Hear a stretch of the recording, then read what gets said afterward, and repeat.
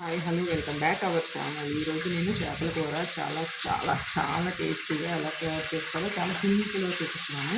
ఇది సంజువా చేప. తగినంత కారం నేను 3 టేబుల్ స్పూన్స్ వేస్తున్నాను. నేను స్పైసీగా తింటాము. తగినంత ఉప్పు. ఈ ఉప్పు కారం మొత్తం పట్టేలా బాగా కలపాలి. కలుపుకున్నాక ఇలా లైన్గా పెట్టుకొని ఇందులో బాగా హీట్ అయిన ఆయిల్ హీట్ చేసి వేసుకోవాలి. దీన్ని ఒక 10 మినిట్స్ పక్కన పెట్టుకోవాలి. మిగతాదంతా ప్రిపేర్ చేసుకునేటప్పటికి పండు మొత్తం జ్యూస్ తీసుకోవాలి. నాకు గుప్పెడు చింతపండు పడుతుంది వీటికి. మీరు మీ పులుపుకి తగ్గ తీసుకోండి. ఇది మసాలా. ఇందులో మసాలా ఏం వేయట్లేదు. అల్లం, వెల్లుల్లి, ఉల్లిపాయలు, టమాటాలు మాత్రమే. దీన్ని మెత్తగా పేస్ట్ చేసుకుంటాం. ఆయిల్ పెట్టాను, ఆయిల్ హీట్ అయింది. ఇప్పుడు ఇందులో పచ్చిమిర్చి వేస్తున్నాను. వేగేది ఉల్లిపాయలు వేస్తున్నాను. ఉల్లిపాయలు ఫ్రై అయ్యాక టమాటో చిన్న సైజు ఒక టమాటో అయితే సరిపోతుంది. ఇది కాస్త ఫ్రై అవ్వాలి.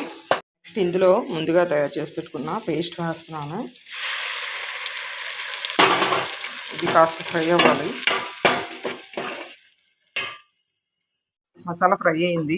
ఇప్పుడు ఇందులో చింతపండు రసం వేసేద్దాం.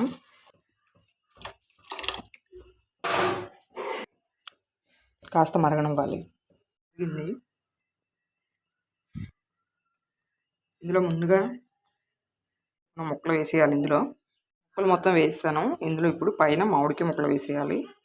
మామిడికాయ ముక్కలు వేసాక ఉప్పు కారం ఒకసారి టేస్ట్ చేసుకుంటే సరిపోతుంది.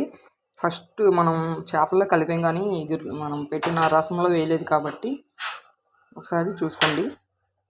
అప్పుడే దగ్గర బాయిల్ అయింది. ఇప్పుడు ఇందులో కరివేపాకు వేసుకోవాలి. చేపల పులుసు రెడీ.